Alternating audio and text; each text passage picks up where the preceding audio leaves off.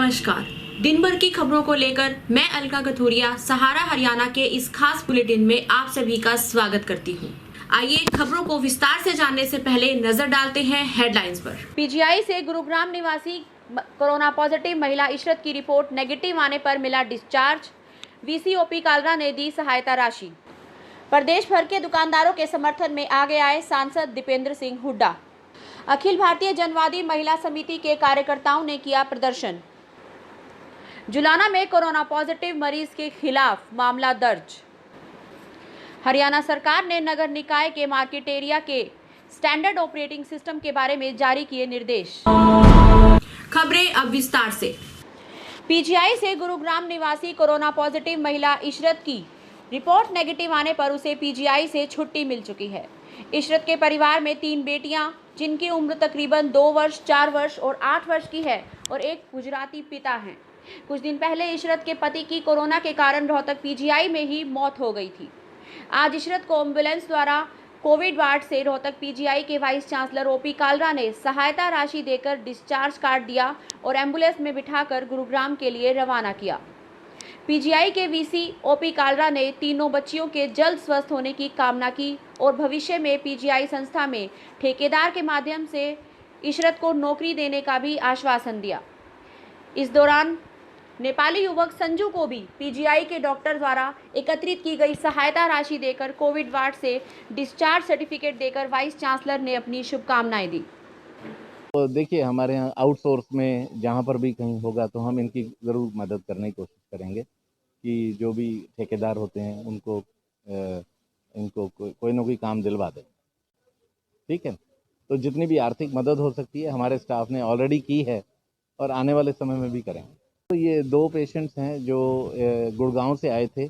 एक बच्चा वो नेपाल से है जो गुड़गांव में किसी दुकान में काम कर रहा था और उसको भी कोविड की बीमारी हुई तो यहाँ पर लाया गया। छोटा बच्चा है, उसको भी कुछ आर्थिक सहायता हमारे स्टाफ ने दी है।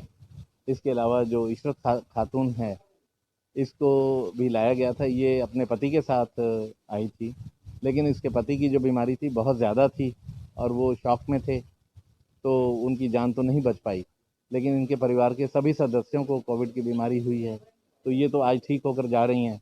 इनके 3 बच्चे हैं, उन तीनों को भी कोविड की बीमारी है तो हमें उम्मीद है कि वो तीनों ठीक हो जाएंगे और इनके पिता को भी यही बीमारी हो गई है तो हम उम्मीद करते हैं कि ये सभी ठीक हो जाएंगे। हमारे हरियाणा के अंदर ओवरऑल सिचुएशन बहुत अच्छी है।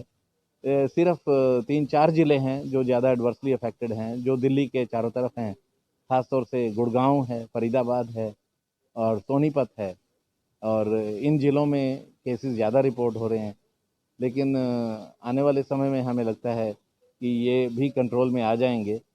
लेकिन ओवरऑल हरियाणा के अंदर जो रिकवरी रेट है वो बहुत ज़्यादा है और जो पेशेंट आए भी हैं और उनकी काफ़ी पेशेंट्स की जानें बचाई गई हैं।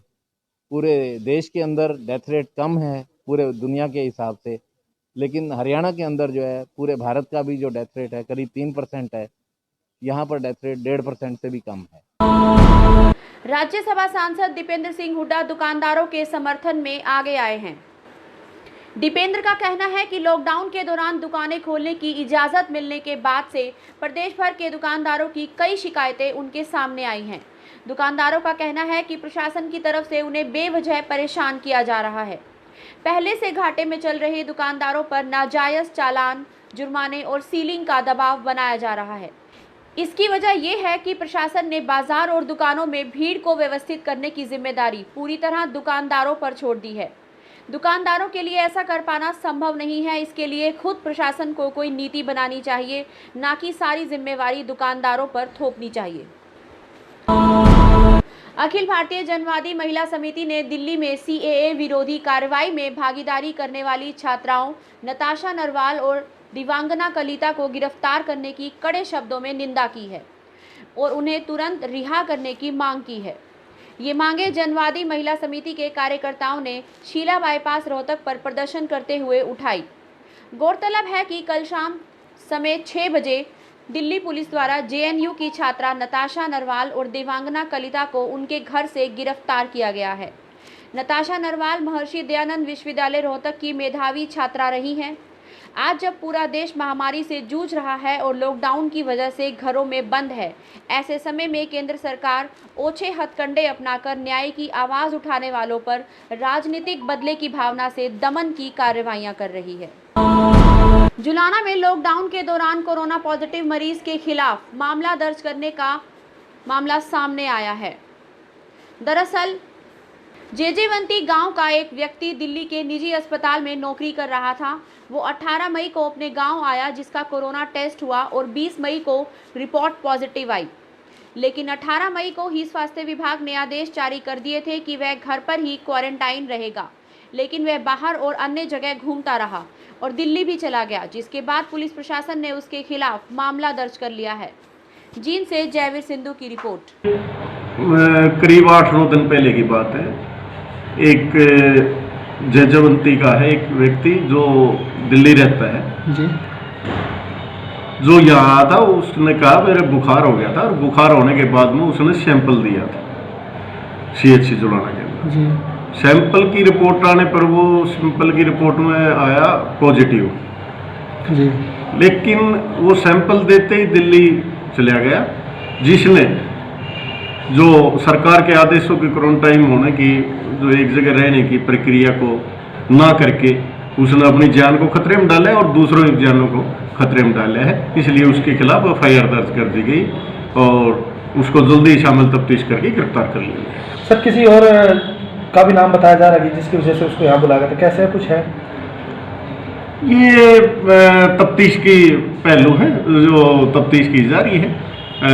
अगर कोई और भी इसमें किसी प्रकार की पाया गया तो उसको भी शामिल तफ्तीश किया जाए। हरियाणा सरकार ने नगर निकाय की सीमाओं के अंतर्गत आने वाले मार्केट एरिया के लिए 31 मई 2020 तक स्टैंडर्ड ऑपरेटिंग सिस्टम के बारे में कुछ निर्देशों को स्पष्ट किया है, ताकि व्यापारियों, दुकानदारों और आम जनता को सुविधा हो सके। शहरी स्थानीय निकाय विभाग द्वारा जारी निर्देशों का सख्ती से पालन करने के निर्देश दिए गए हैं। एक सरकारी प्रवक्ता ने इस बारे में जानकारी देते हुए बताया कि जिस मार्केट में अधिकतम 50% दुकानें खोलने के निर्देश हैं, उनमें साप्ताहिक अवकाश करने की आवश्यकता नहीं है। उन्होंने यह भी बताया कि barber shops, salon, beauty parlours आदि को पूरी सुरक्षा सावधानियों के साथ प्रत्येक सर्विस के बाद सैनिटाइज करने के निर्देश दिए गए हैं। मिठाई की दुकान के अंदर ग्राहकों को स्वीट्स एवं खाने की अनुमति नहीं होगी। ग्राहक पैक करवा के घर ले जा सकते हैं या फिर दुकानदार होम डिलीवरी करवा सकता है। उन्होंने बताया कि मैरिज या बैंक्वेट हॉल अधिकतम 50 अतिथियों तक ही खोलने की अनुमति होगी। मैरिज समारोह करने से पूर्व संबंधित उपायुक्त या उससे अधिकृत अधिकारी की पूर्व अनुमति लेनी होगी। आज के लिए इतना ही। अगले एपिसोड में आपसे फिर मुलाकात होगी। तब तक के लिए नमस्कार।